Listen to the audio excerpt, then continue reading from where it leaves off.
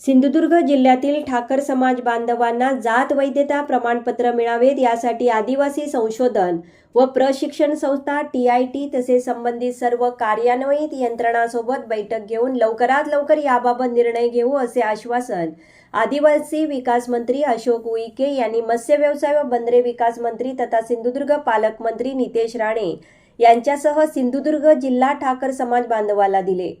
दरम्यान मंत्री उईके यांच्यासमोर जात प्रमाणपत्र पडताळणी समिती ठाणेचे उपायुक्त दिनकर पावरा यांच्या कार्यपद्धतीचा पाढा वाचला गेला। एकाच घरात बहिणीला जात वैधता प्रमाणपत्र देतात मात्र भावाला दिला जात नाही असे काम हे अधिकारी मुद्दामहून करत असल्याचे सांगितले। याची गंभीर दखल मंत्री उईके यांनी घेतली।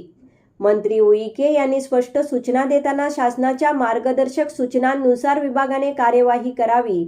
कोणत्याही शिक्षण घेणाऱ्या श्रावी परडकर, सृष्टी धुरी त्यासाठी आदिवासी विभागाची तातडीने बैठक बोलवा। तज्ज्ञ समितीकडून सूचना घेऊन याबाबत जे काही बदल अपेक्षित आहे त्याबाबत कार्यवाही करावी।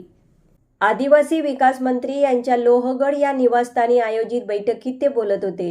यावेळी मत्स्य व्यवसाय व बंदरे विकास मंत्री नितेश राणे, आमदार चित्रा वाघ, आदिवासी विकास विभागाचे सचिव विजय वाघमारे, ठाकर समाजाचे प्रतिनिधी पद्मश्री परशुराम गंगावणे, सिंधुदुर्ग जिल्हा ठाकर समाज जिल्हाध्यक्ष शशांक आटक, कार्याध्यक्ष साबाजी मस्के, श्रीकृष्ण ठाकूर, भगवान रणसिंग, निलेश ठाकूर, दिलीप मस्के, वैभव ठाकूर आदी उपस्थित होते।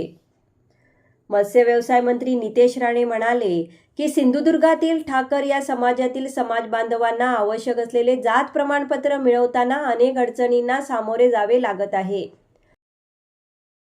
कोकण विभाग ठाणे या जात प्रमाणपत्र समितीकडून सिंधुदुर्गातील समाज बांधवांचे प्रस्ताव अवैध केल्यावर माननीय उच्च न्यायालयाकडून ठाकर समाज बांधवांना वैधता प्रमाणपत्र मुदतीमध्ये देण्याबाबत आदेश केल्यावर पडताळणी समिती देते। जात पडताळणी समितीकडे समाज बांधवांनी प्रस्ताव दिल्यानंतर महिनोन्महिने प्रलंबित ठेवले जातात। यामुळे जात पडताळणी समितीकडे प्रस्ताव प्रलंबित आहेत।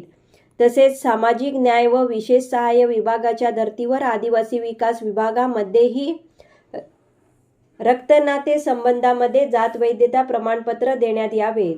याबाबत लवकरात लवकर निर्णय घेऊन हा प्रश्न सोडवावा अशी मागणी त्यांनी यावेळी केली। नंबर 1 निर्धार न्यूज।